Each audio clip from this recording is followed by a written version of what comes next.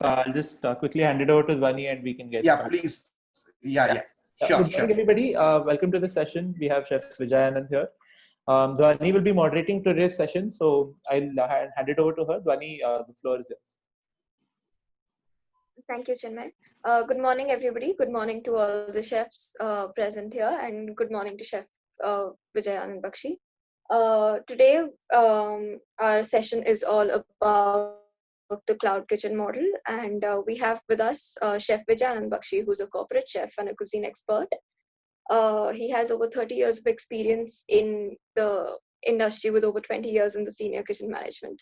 He's a cuisine expert with the restaurant concepts, cloud kitchens, cruise liners, and many more areas.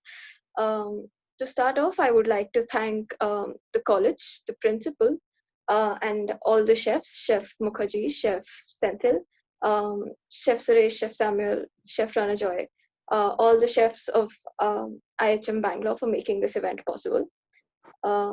So I think we can start the session now. Chef Vijay Anand Bakshi, we can start with the presentation. Thank you, Dhwani, for the introduction. First of all, I would like to thank the principal of IHM Bangalore and Chef Krishnendu, who has been instrumental in coordinating this and putting up this session of a webinar and giving me this opportunity to share my knowledge on cloud kitchens and my experience with the team. So thanks to Krishnendu and the entire faculty, whoever has been instrumental in putting up this show early morning, especially during the weekend, coming together on a Saturday morning and getting this organized. I know there's a lot of back work that has happened back end, and thanks to each one of you. So good morning all, good morning students. My name is Vijay Bakshi, as introduced. So I had recently experience with the cloud kitchen, so I would like to share some experience of mine. The idea behind what my discussion with Chef Krishnendu was, due to this pandemic and various other reasons, the students who pursue a hotel management course need not be that they'll have to find jobs back in the hotels. There are part of the team who would like to be entrepreneurs themselves. All right. So with the kind of knowledge that they have acquired in the last few years of their association with the hotel management course, I'm sure they are bubbling with energy, ideas, and the kind of excitement and the enthusiasm to come out and start something of their own. And people who have already planned, I'm sure that a lot of students would have already done their planning, and not just in terms of the concept and idea, but also they have done their funding and tried to arrange some money and venue. A lot of things would have gone into it. So my presentation would take some time I would give a complete detailed picture of what this cloud kitchen concept is all about and how does it work. So allow me to start with my presentation.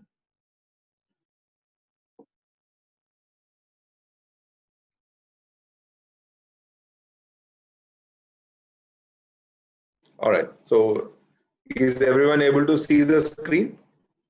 Yes, sure. Okay, cool. So the topic that was given to me was decoding the cloud kitchen model. However, it's a complete detail about what a cloud kitchen is all about. A lot of people have this misconcept saying that cloud kitchen. So what is it? Is it a kitchen in the cloud, or what is it? Why is it called a cloud kitchen? How does it operate? So the multiple questions that come into mind when you talk about a cloud kitchen. All right. So also there are various names for a cloud kitchen, which is also called as a ghost kitchen or a dark kitchen or a shadow kitchen.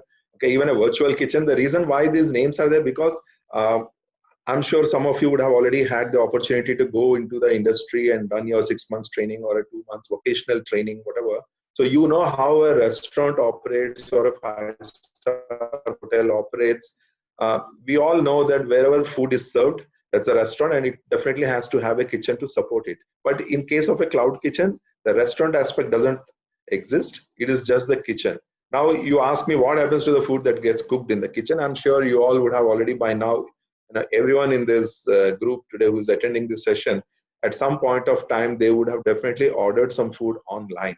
So it's not a new thing anymore. However, we need to understand what goes behind the scenes to make your food delivered to you hot, presentable, value for money? How does the entire logistics work? Where does this delivery boy pick up the order? Who is the chef who does the cooking? How does he get my order? And multiple things, questions that go into your mind, because we all enjoy the food. The guy knocks your door, he says, okay, I'm waiting down, do you want to come down and pick up your order? So all that excitement is there, but what goes behind it is something that I would like to throw light on.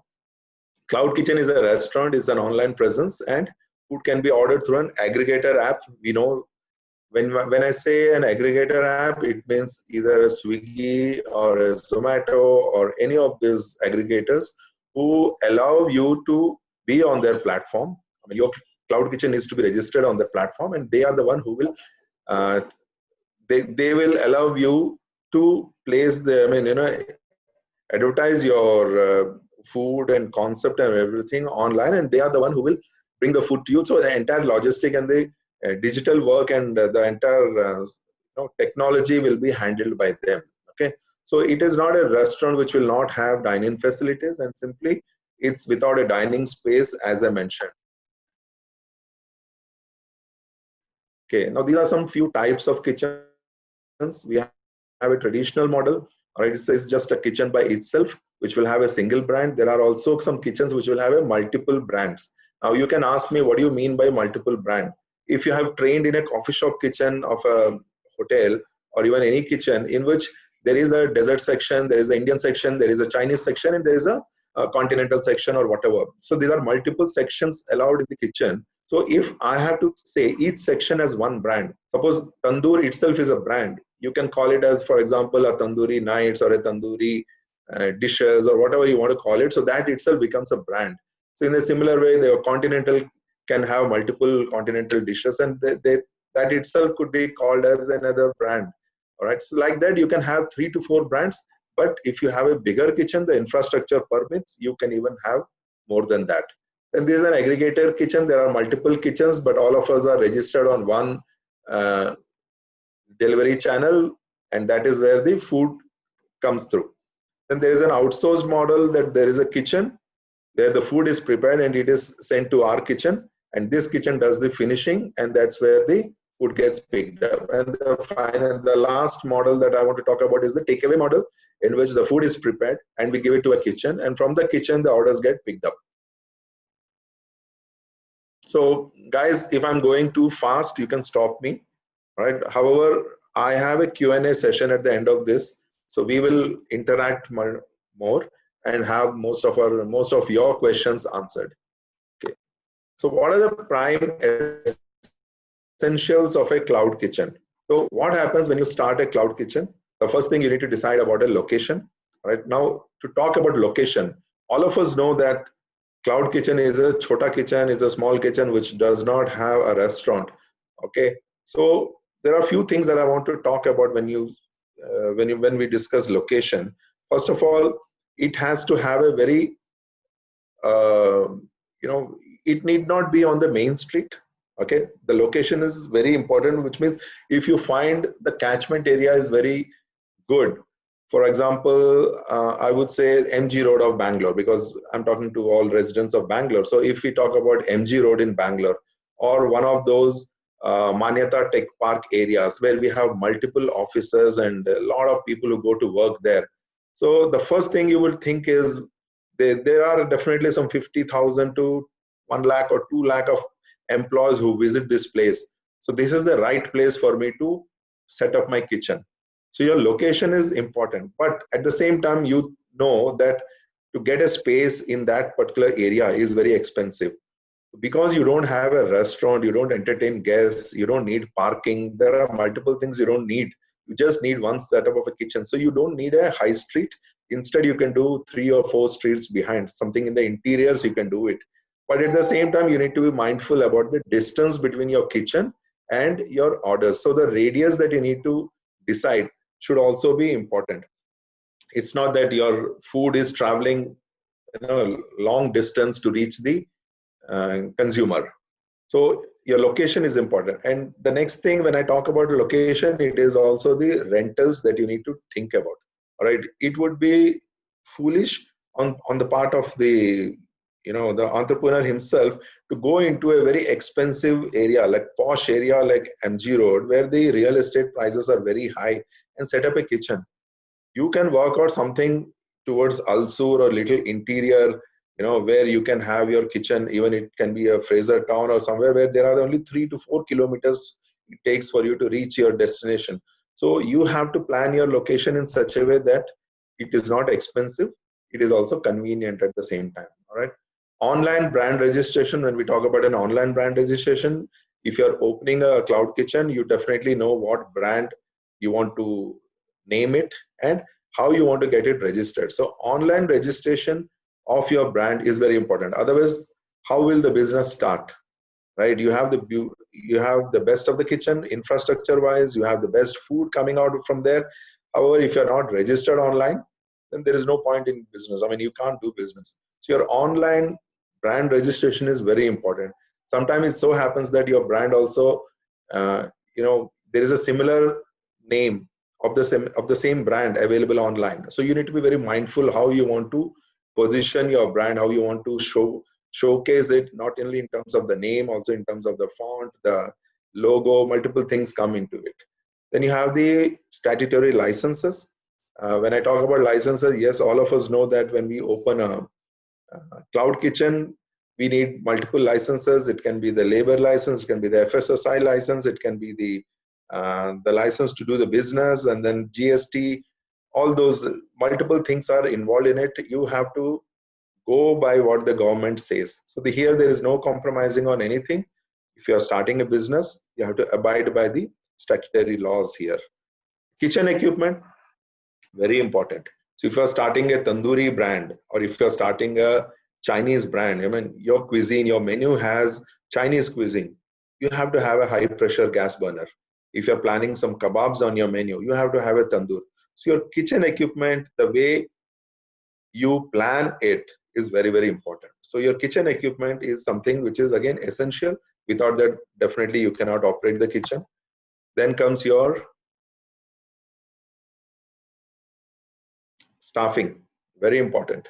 So based on your menu, based on the cuisine, based on the type of dishes that you have on your menu, you need to plan your staffing. All right. Now, when it comes to staffing, there are multiple things that you need to keep in mind when it is staffing, which is, do you want to really have Commie 3s, or you want to have Commie 2s, or you want to have just chef de parties? Because as the rank grows up or goes up, you have to, definitely the staff member will have more experience. His capability, his potential is high. So to hire a high potential staff, you need to pay more salary. Remember that. So it is completely your planning at your jurisdiction to know whether you really need to invest in the top bosses. Then how do I also hire some trainees and apprentices who will grow in the company eventually? But at the same time, how can you reduce your cost of labor? So it's a very, very mindful thing of planning your staffing. Then you have to have the equipment and other things that you need to give to your staff, which is like mobile phones. Mobile phone is a must, because in a cloud kitchen, you don't have the waiters. Instead of that, you have the dispatch team. All right, dispatch team is the one who pick up the food from the kitchen, they pack it, they parcel it, they do the stickering, whatever, place it in the carry bags, and then they hand it over to the delivery executive or the delivery boy, what we call him. So that is how this team is. So mobile phone is a must, because the app is the one which first receives the order, and there is a print of a KOT that happens in the kitchen. But through the mobile phones, you understand what are the guest preferences, who is the guy who's coming, what is the order number, what is the bill ticket number. So multiple things that feature on your handset. So handset is very important. And then you spend in the uniform and multiple other things that you want to give it to your staff. So all this, nowadays it is also to do with a lot of hygiene. We will talk about it as we move on. Also, there is a POS, point of sale technology, so in which you have to decide on who to go with, what kind of a software you need to install, so that, because see, there is no cash transaction that happens when you run a cloud kitchen, very few times. Okay, so it's a cash on delivery orders or whatever happens. These are the ones which are kind of reducing nowadays. Is more encouraging for them to pay online. Even when I order food online, I always prefer to pay online. I use my credit card and I pay it online so that there is less interaction with the delivery boy. And also sometimes you don't have the change at home. So we have all this convenient like Paytms and other Google Pay where you can do your payments. So point of sale, the software, the installation is very important. You have to have the right technology for that. Then comes the marketing. A lot of us ignore marketing, saying that मैंने दुकान खोल लिया है, guest लोग तो आ जाएंगे. That is not how it works. Even the best of the best brand today continues to do their marketing. I continue to see Domino's ads, and Domino's has been in the business for decades. Right? Today also Domino's will be doing some advertisement. McDonald's do their ads. KFC's come forward and they talk about their product. I mean, sabko pata hai. Everyone in the world knows what this brand is, what the product is. However, they do a lot of promotions, a lot of visibility. So with the kind of competition that is existing in the market, marketing is something that you need to really plan. If you're launching a brand, you're starting up a cloud kitchen, you're very new to the market, how will you reach the masses? How will your brand be visible? How will your product, people want to know more about your product? So what kind of investment you do in marketing will only fetch you the results. So we cannot ignore marketing at this stage. Then we have the menu. So it's very important. It's not just for the chef. Also, we need to, when it comes to planning the menu, you need to do some market research. You need to understand, are there any other cloud kitchens in the vicinity who are also selling a similar dish or a similar item? Then you have to do your research in tasting it, finding it out. Okay, iska portion kam hai, iska portion zyada hai, iska taste is not good, this taste is not better. How can I make my dish better? Okay, then you see that in that area there is nobody selling shawarma, for example. Then how can I introduce shawarma on my menu? So probably people who are looking at some kebabs, how can I introduce kebabs? There's nobody doing a good kebab in this area. So let me put kebabs on my menu. So menu planning is very, very important. So it takes a lot of time and research. So do not end up doing the menu what you like. If you like your mama's food, doesn't mean that that food will be in demand. It all depends on how you market it and how you position your menu. Packaging, very, very, very, very important. Why I stress on packaging is this is not a restaurant where you put the food on a plate and give some cutlery and you serve it to the guest who's sitting on the other side of your kitchen. So here, packaging is very important. First of all, when I talk about packaging, it has to be food graded packing material. There is definitely a ban on plastic, cannot go for plastic.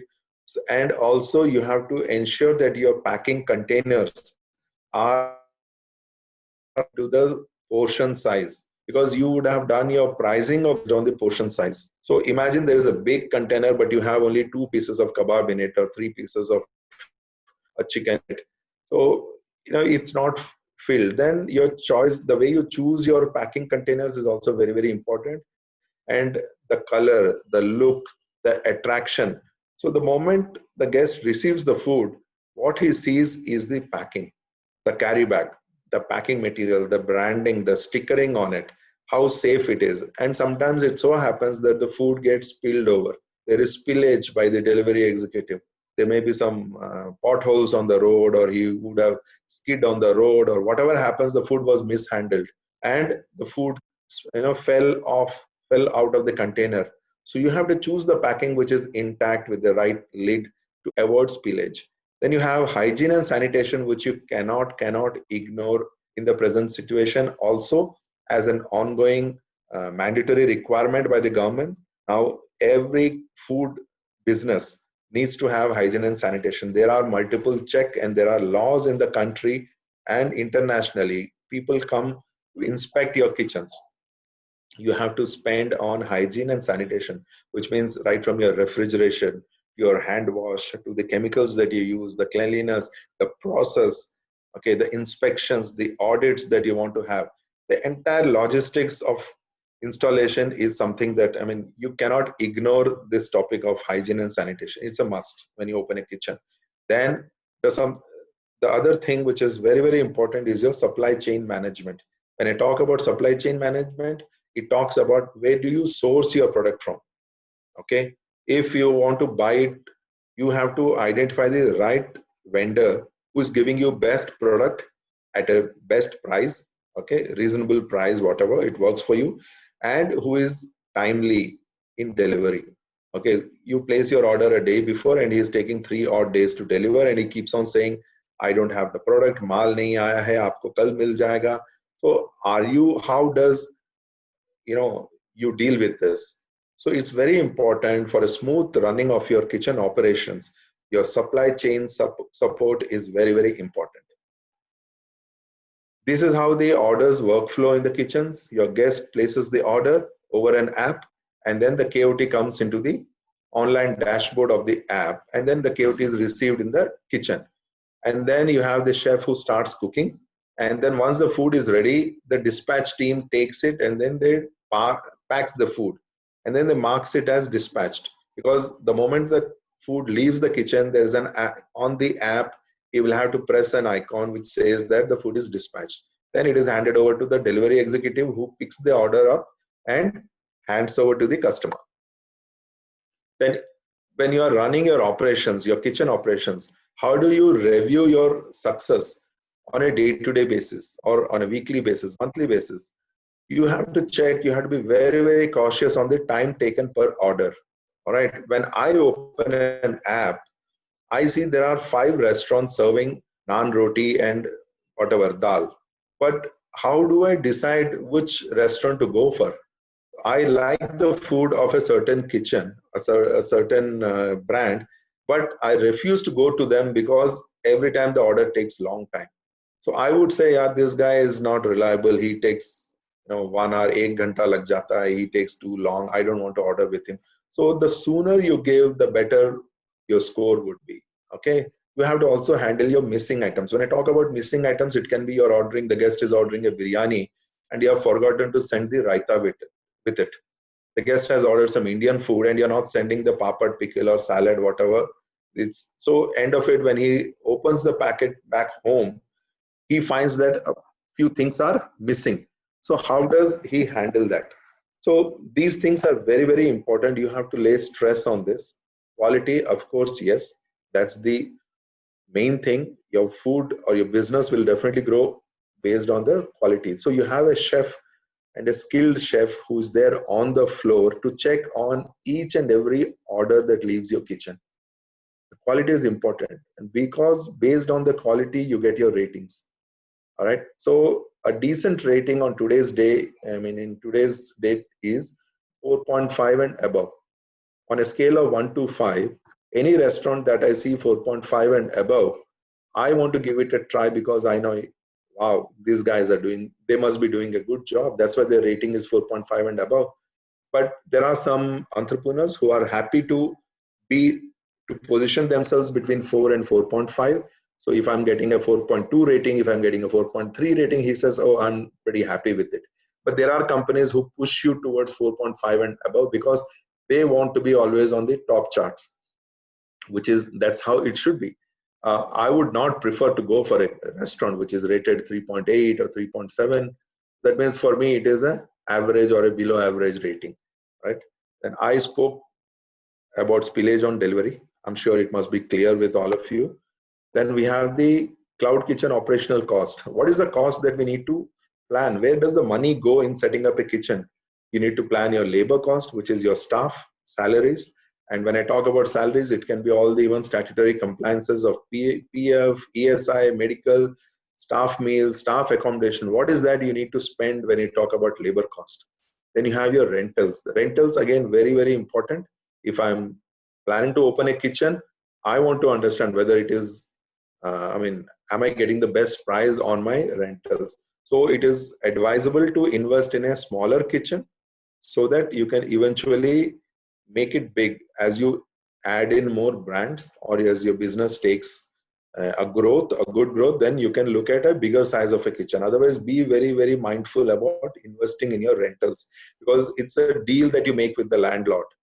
How smartly you can save your cost is important. So rentals is again another cost area where you need to really focus. Then you have a central kitchen. Now central kitchen is something when you have more than 5 to 6 kitchens in the city, when you're scaling up. to get the consistency of the product and to reduce the manning at the satellite kitchen, you plan to open a central kitchen, which can be in anywhere in the city where the food is delivered to all the satellite kitchens. So there is a different cost that you need to invest in the central kitchen, which will be bigger, which will have more quantity kitchen equipments that you need to invest in there. So that's again another huge investment. You need to look at it. Logistics, that's more to do with your online delivery, aggregator, all that. Then is your food cost. Food cost is very important. If you if you do not focus on that, then the entire business takes a toll. Okay, because you are selling food, you need to know what is the cost of each item that you're selling. What is the size of the portion? Of course, quality, all that is there, but the money that goes into it. So to control the food cost, there are multiple ways. I'm sure all of you know there is wastage control that you need to do. There is the SCM, supply chain management, how you're sourcing your raw material, the cost at which you're buying. All these are very important. Then the aggregator commission. If you're tying up with Swiggy's and Zomatos and others, then you need to understand what is the money that you want to agree upon or to negotiate with them. Okay, there are aggregators which work on a very high commission. There are aggregators which work on a decent commission. So you need to understand what kind of a business or what is your margin that you're looking at it, so that what kind of amount you can afford to pay the aggregator. Sometimes it so happens that if I can't go with an aggregator, then I create my own app and online, and then you expect people to go on to your app and then start ordering. So sometimes it works out, sometimes it may not work out. But end of it, you have to keep some money aside for that. Then you have your electricity, water, diesel. Diesel is because when there's an electricity failure, you have to operate your genset. And then you have your LPG, fuel, to cook your food, marketing expenses. We already spoke about it. So this is where your prime expenses are.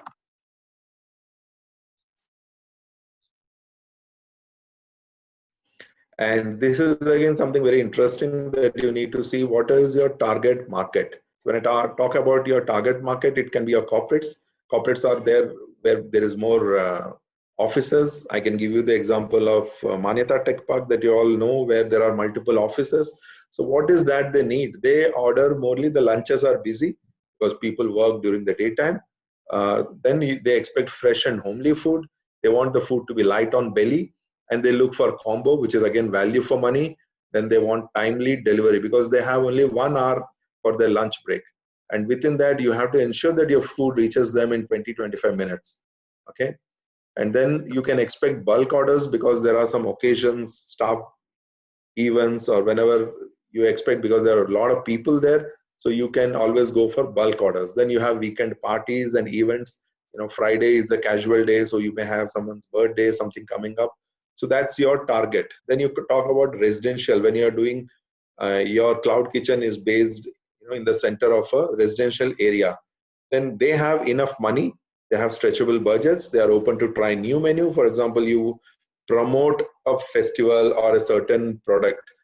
You say today we are calling it as a pasta week, wherein you introduce some 3 or 4 varieties of pastas. So they would like to try because they are your resident, within your radius. Okay, so they would like to go and give it a try. So they have been very loyal because they know that you have been serving to their apartment, and they know, yeah, this brand is pretty popular with me. I want to go with them. So they're very loyal to you. Then they will also place party orders because they know that you have been doing a good job in terms of quality, quantity, and then the timely delivery. Then you can expect some party orders. And residential also, there is a self-marketing that happens through word of mouth.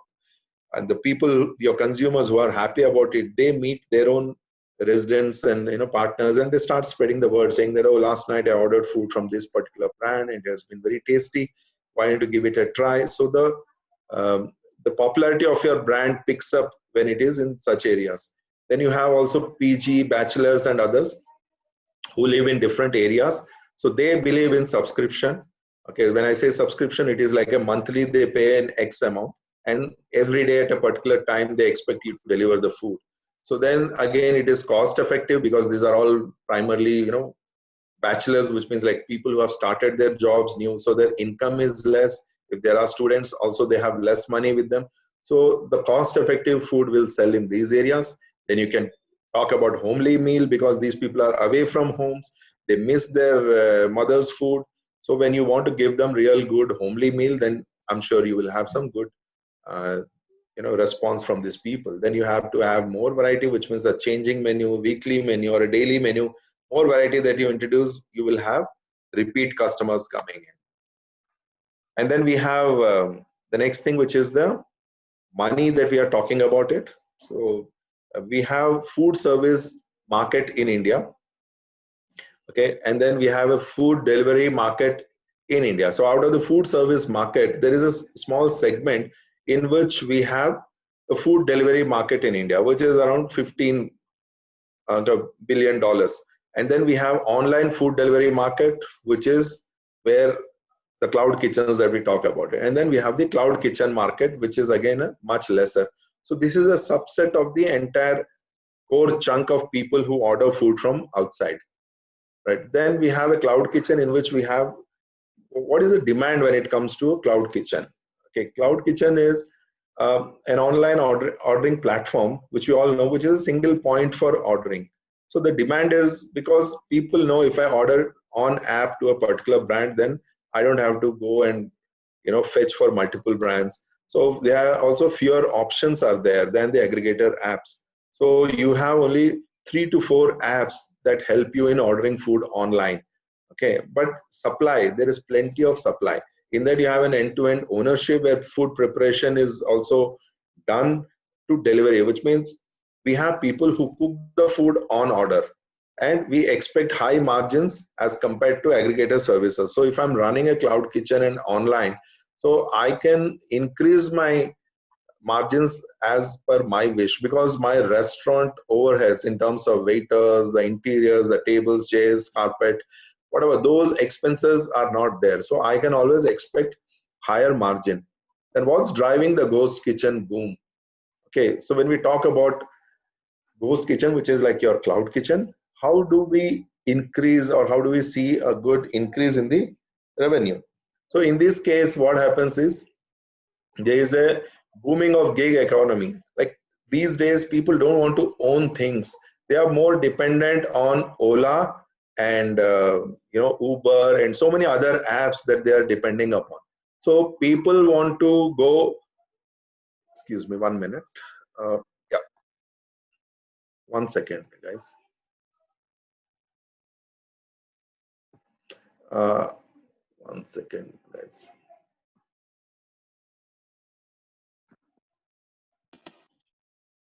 Am I visible here? I'm not able to. Yes, chef. We can see your presentation. Yes, chef, you're visible. Yeah. I'll just.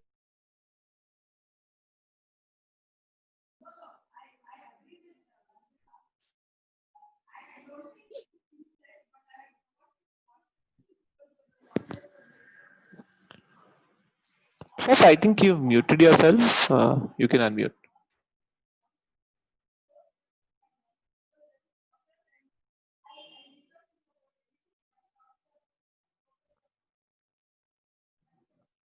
Hi, guys. Yes, chef, you're back. Yeah, Yes, I'm chef. back. Sorry, I just had to. No. I had someone here, so I had to attend. So we were talking about what is driving the ghost kitchen boom. Am I visible now? Yes. Yes, chef. Yeah. Okay. So what is driving the ghost kitchen? We have the gig economy. When I say that, that means there is so much dependence on this. People would not cook food at home. People don't want to own a car, right? They are using Olas and Ubers, and like that. People are also depending for their food online. So that is how the economy is growing towards. So this is where we will have more demand for online food. Okay. And the rising real estate price presently due to pandemic, of course, the real estate prices are low, but as we know, city to city, it goes higher as we know. And then the prime locations of most of the cities are always expensive as compared to the remote ones. Okay. Then the exploding of the digital marketing power, which means, when there is so much on digital marketing. It can be social media, it can be online platform, it can be the television ads. Everyone is ready to do a marketing and it is visible across. So this is the advantage of doing a ghost kitchen, and these are what are supporting us to drive this kitchen. Now, if I have to talk about what is that you need to do if you have to, as an entrepreneur, you want to start a cloud kitchen, this is how your canvas will look like, which means you can paint anything that you want, which means the space, what you see here is, this is kind of a checklist. Okay. So you will have to do your entire feeling of who are your key partners? What would be your key activities? What would be your key resources? Then you have your value propositions, customer relationship. This is something that you and your business partner or whoever you want to work with, you have to do a complete research and fill in this. What could be your cost structure? What would be your menu selling price? What would be your revenue that you're expecting? And how can you manage the revenue? These are the multiple things that you have to plan before you open your business.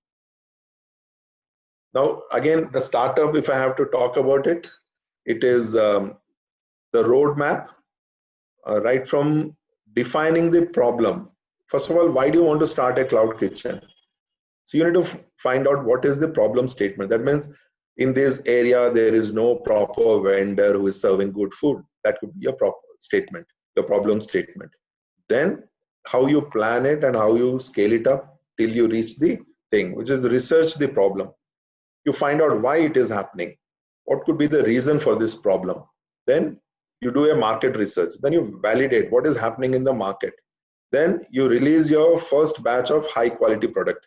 You understand how I can start and what would be my product. Then you have to, the moment you start, you launch your product, you have to take the guest feedback.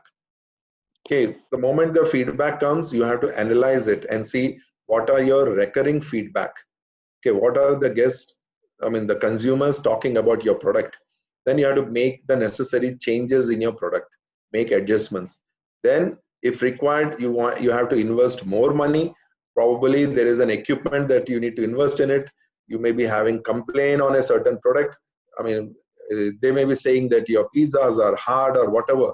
So then you want to understand, okay, I have been doing it in a deck oven. Now let me get a, the rotatory oven.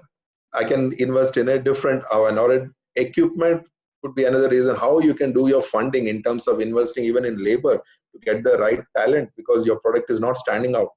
Then you have to look at your scale, your solution, expand your scale and your product, which means how do you do the scalability? How can you make your product reach masses? So that would be the complete growth of your business.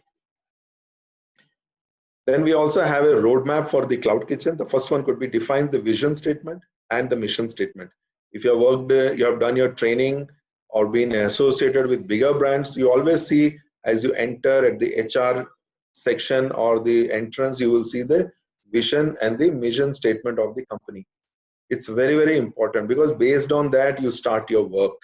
If you don't know what are your objectives, what is the reason you started the business for, and what is that you want to achieve through that business, you will not be able to move to the next step, next stage.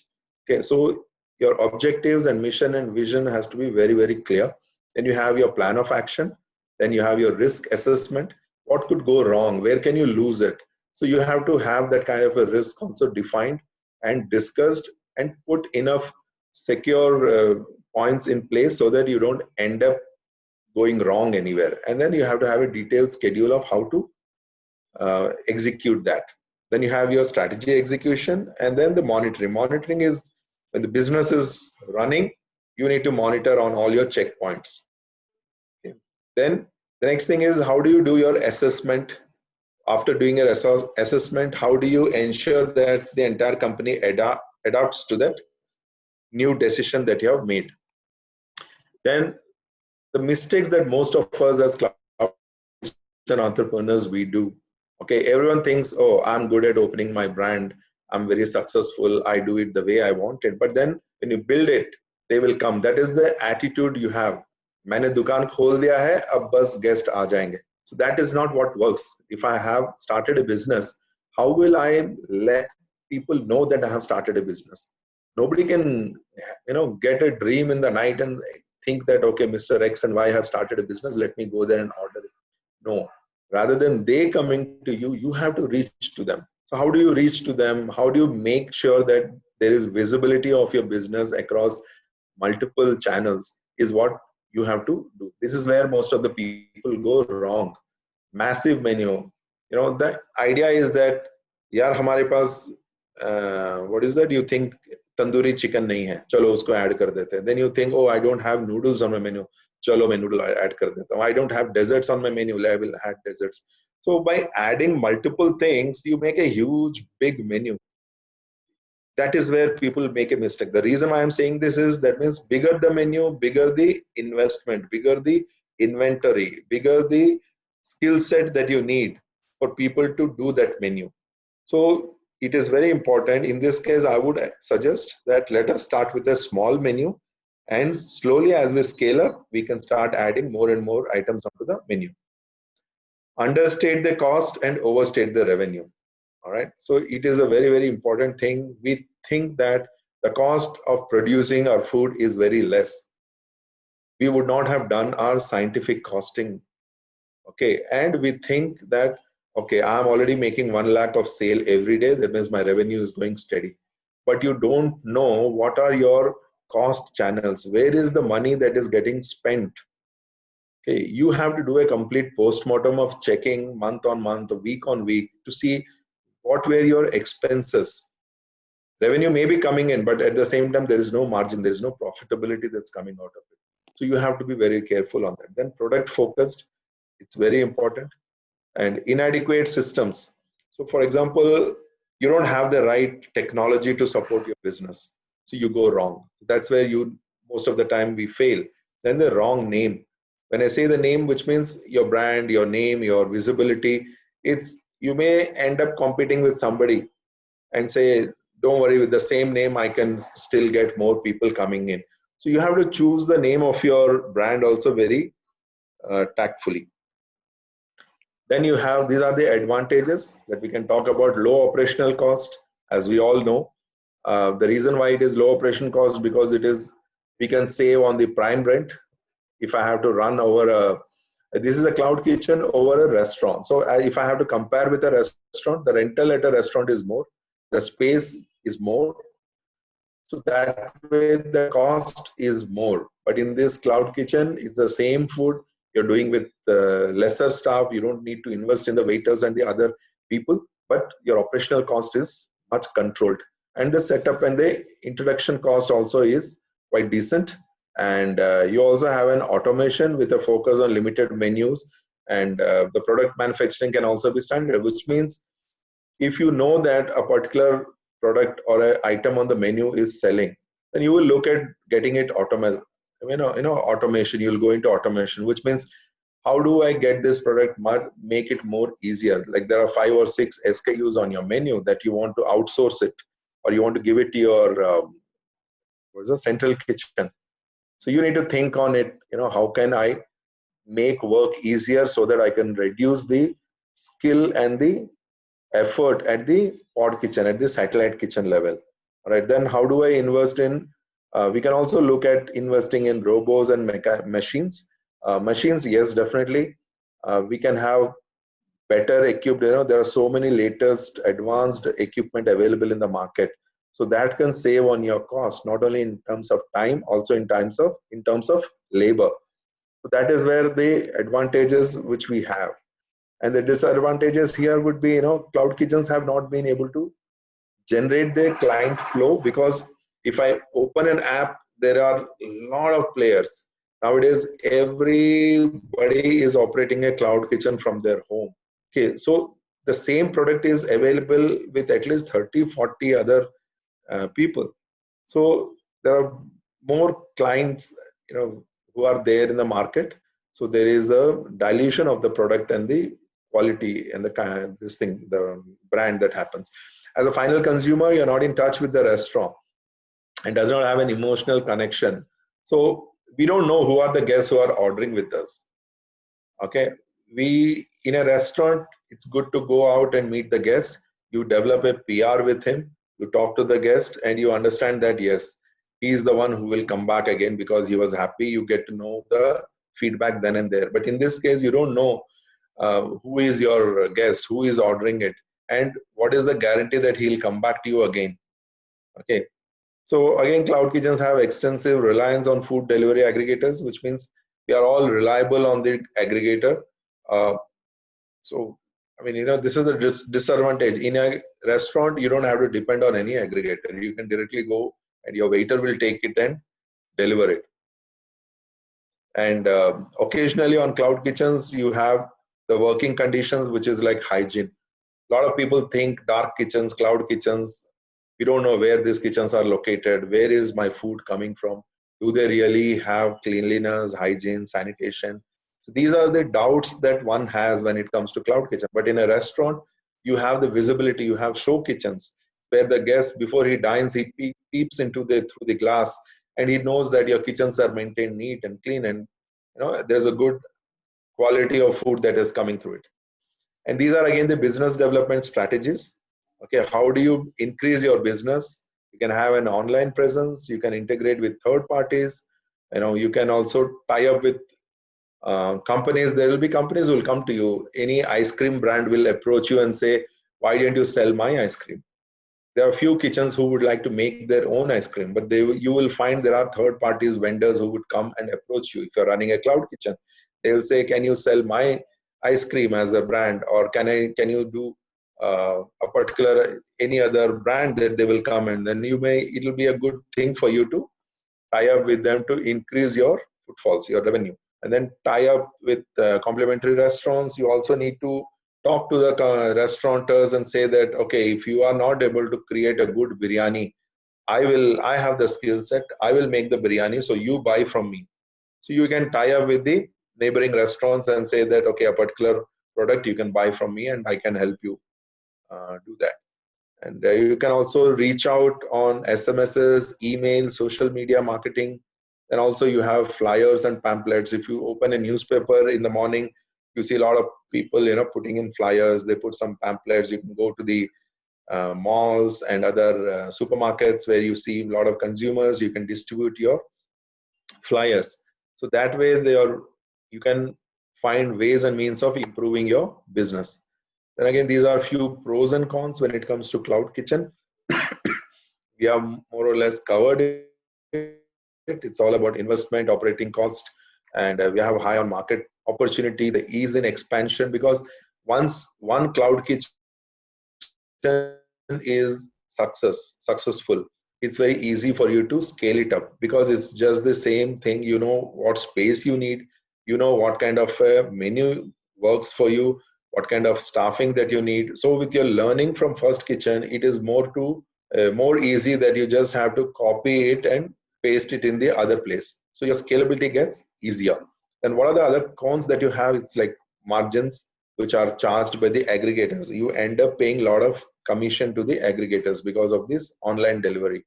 Then you have the customer data, which is always present with the aggregator, but as an entrepreneur yourself, you may not have the entire data for yourself.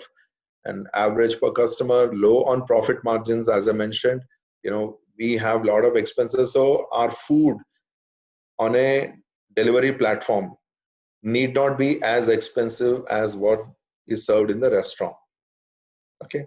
So that is where your margins, you need to sometimes, work on it. And there is no customer interaction. We have already discussed on that. Then a few marketing ideas when you move forward. How can you promote your brand? So I'll give you some time to go through this. So do not compromise on the quality. Then we already spoke about pamphlets, events, what kind of events you want to do. You are having a Ganesh Chaturthi or you are having a Diwali, then what do you want to promote? If it's a Women's Day that's coming through, how do you want to conduct some events? How do you market yourself on the social media? That is the thing nowadays. Everyone is present on social media. So your visibility on the social media is again very important. Then your optimization of your search engine, this thing, and you have to ensure that you use the right words so that people who type on the search engines can reach out to your brand. Okay, and then how you can leverage to these master chefs, how can you connect with them, bring them, to your brands and on your social platform, how can you talk about them and have some other personalities to endorse your product. Develop a reward and loyalty program. So in this case, again, a person who has been a regular, if you see that from a particular mobile number, there are a lot of orders coming in, then you have to start encouraging the loyalty program. Loyalty program, you all are very familiar with it now. You go to buy even at a Reliance Smart or at a Lifestyle or at a Big Bazaar, there are some loyalty cards that they give you. So even to a restaurant that you frequent, you have a loyalty card and you say, sir, next time you swipe this card, you get so many points. You earn certain number of points. And then they have rewards, multiple ways of promoting and marketing. Okay. Actively seek and work on your customer feedback. So this is something very, very important. Unless you analyze and assess your consumer feedback, you would not know what your product is, which means you believe that, okay, I'm earning revenue, I'm very successful, but you don't know what your customers think about you. So your feedback analysis is very important, so that if you have to do some fine tuning on that, fine tweaking on the recipes or your processes, if you have to do it, you have to do it, because there is a lot of feedback from the customer who is talking about it, right? So with that, I come to an end of my presentation. So we can open the floor for Q&A. So over to.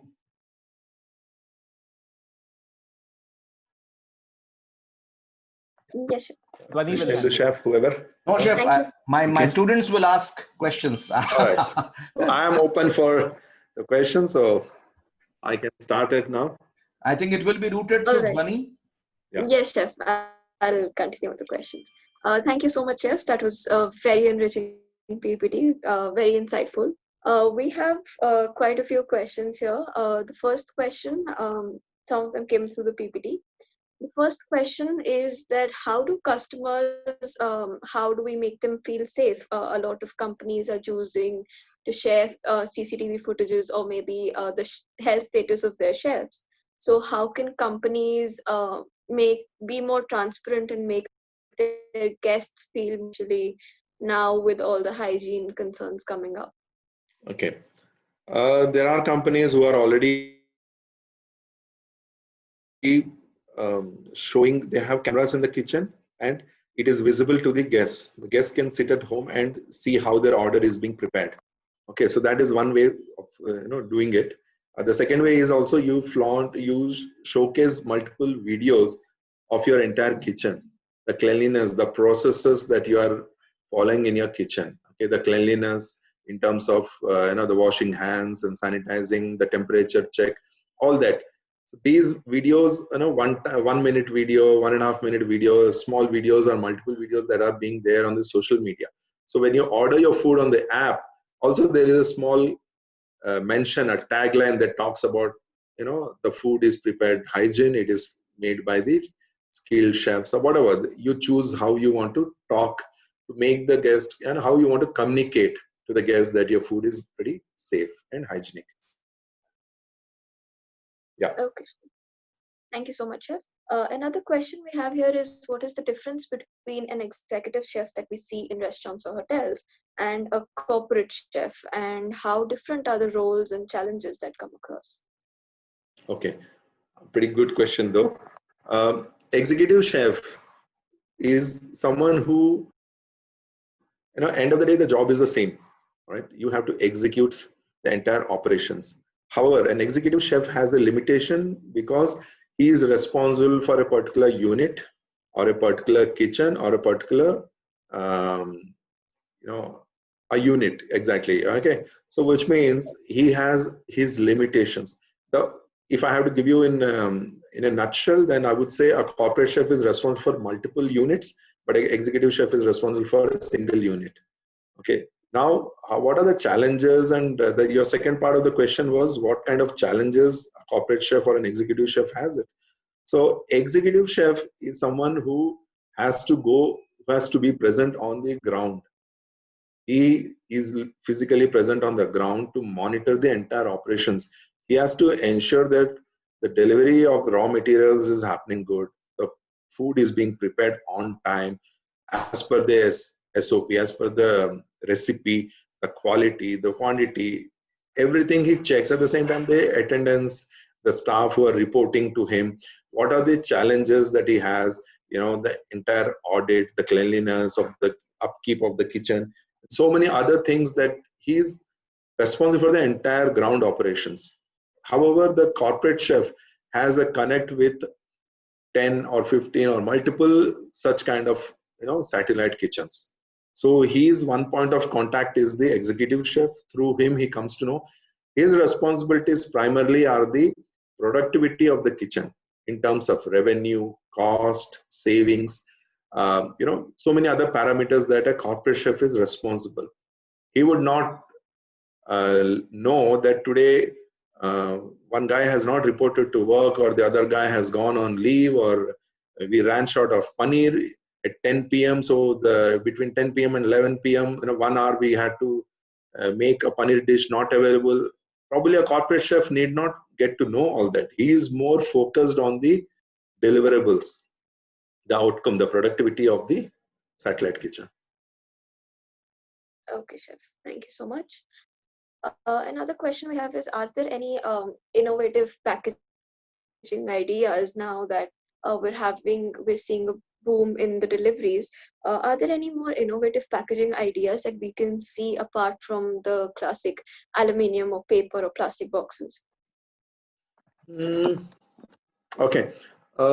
Not much, I would say, but the use of plastic has drastically gone down. Okay, I mean, substantially there's a big decrease in the use of plastic, but at the same time, paper, those kind of bags and all, the carry bags and all are used. However, if you have to talk about innovation, I would say there's a lot of work that is going on. People are looking at eco-friendly, like leaf and plant product they are using, in terms of that donas, katoris. There are a lot more such things are coming up. We are going back to earthen. Biryani is like nowadays they're parceling it in pots. So if you see, there are multiple ways. We are looking at multiple options of coming out of the plastic. So there's a lot of new things that are happening. Yeah. Okay, chef. Chef, another question is, how is the food costing done, and how do we go about setting a price when it comes to a cloud kitchen or to delivery of food? Okay, so it's a very, very simple and basic formula that works. All right, you have to work on the recipe first.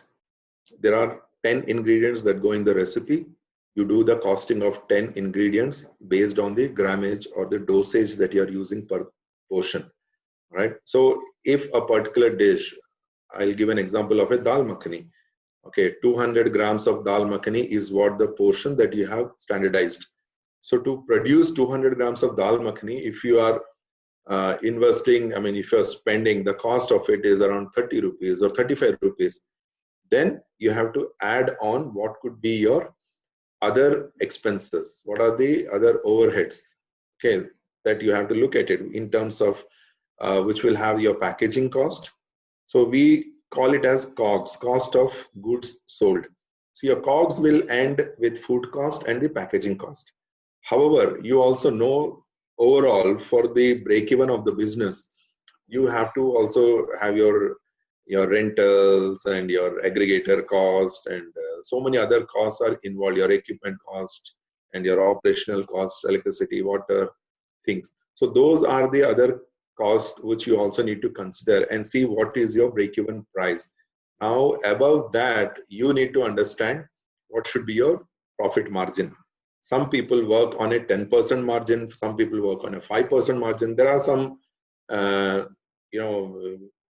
brands which work on a pretty large volume, margins, which is like 20-25% also sometimes. Okay, it depends on how your product is standing out. If it's a really expensive product, then obviously the selling price will also be more. But always The intention of doing a business is to earn profits. Okay, so for that you have to be very, very careful in the beginning itself. Before you even go live and announce your selling price, you need to do your homework at the back end.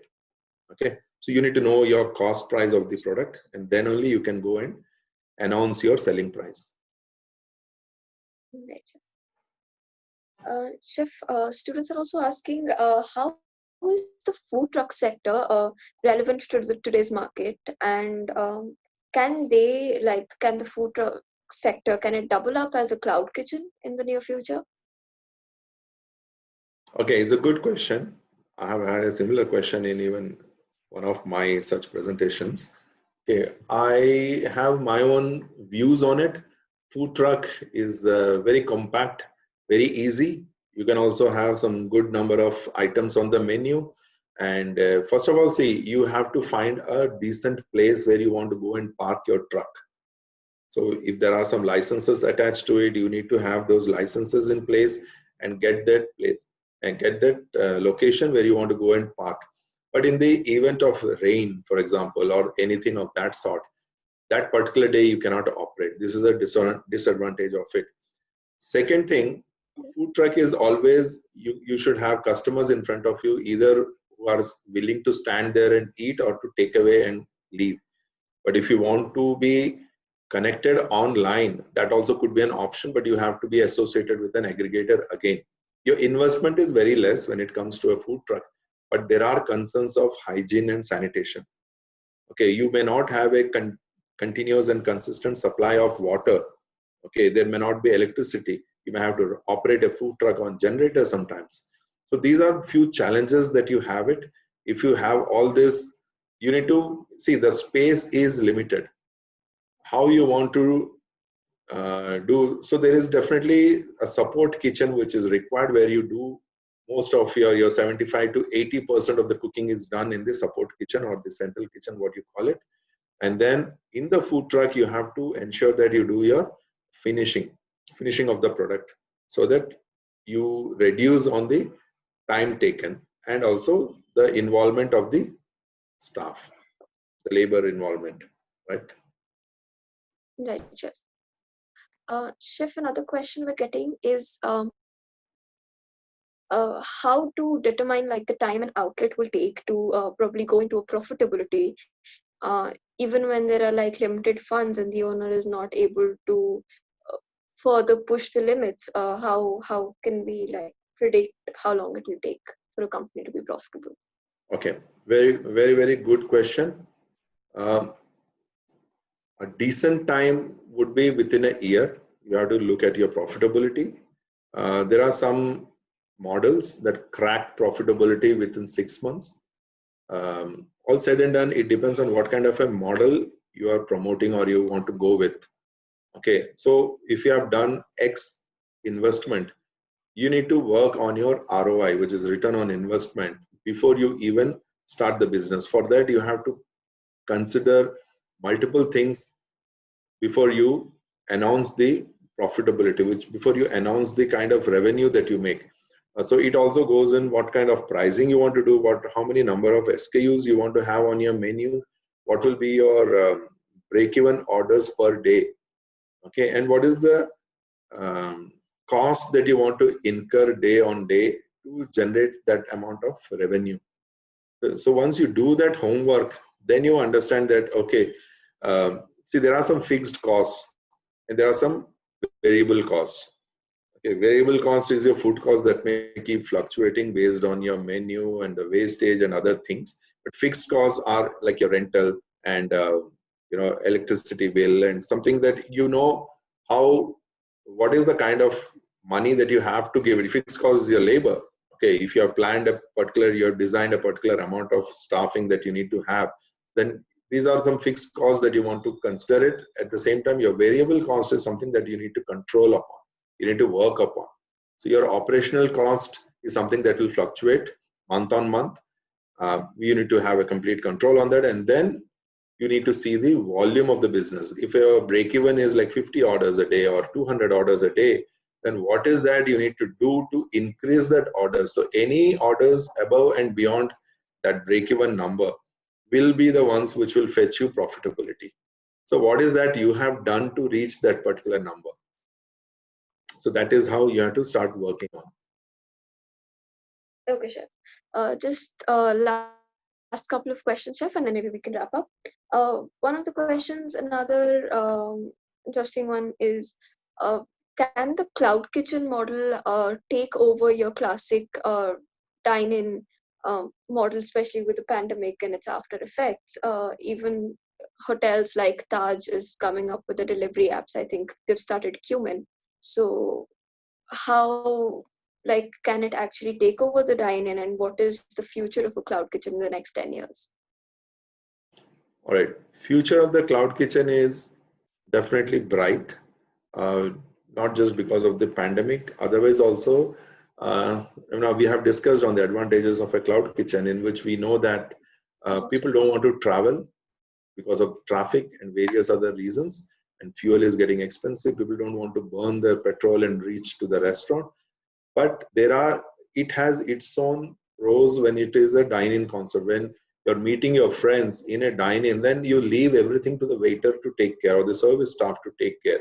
So everything is done by them. But when you're bringing food home, then the convenience is that you are in your shorts and t-shirts right in front of the TV on your couch, sitting on the couch and eating out of the packing boxes. The way the food has arrived, sometimes the cutlery is also provided. You eat out of it rather than reheating in the microwave or dishing it out in your plates at home or whatever.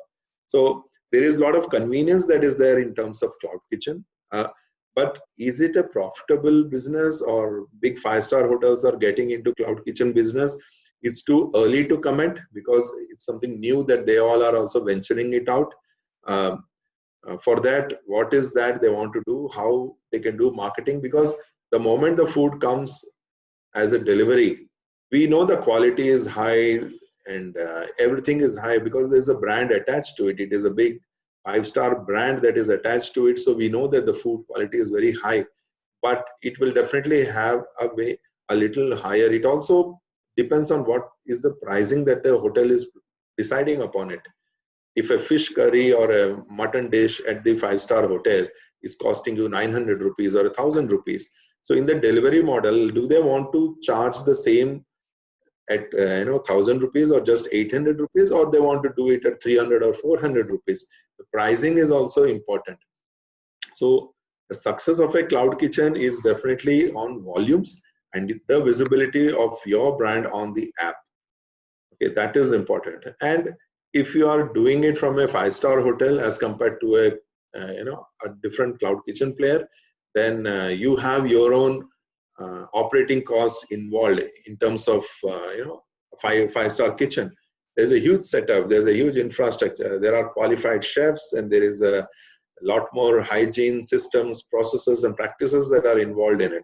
So the operating cost is pretty high when it comes to such kind of kitchens as compared to a small time kitchen, is a startup kitchen or someone who is already into the cloud kitchen business.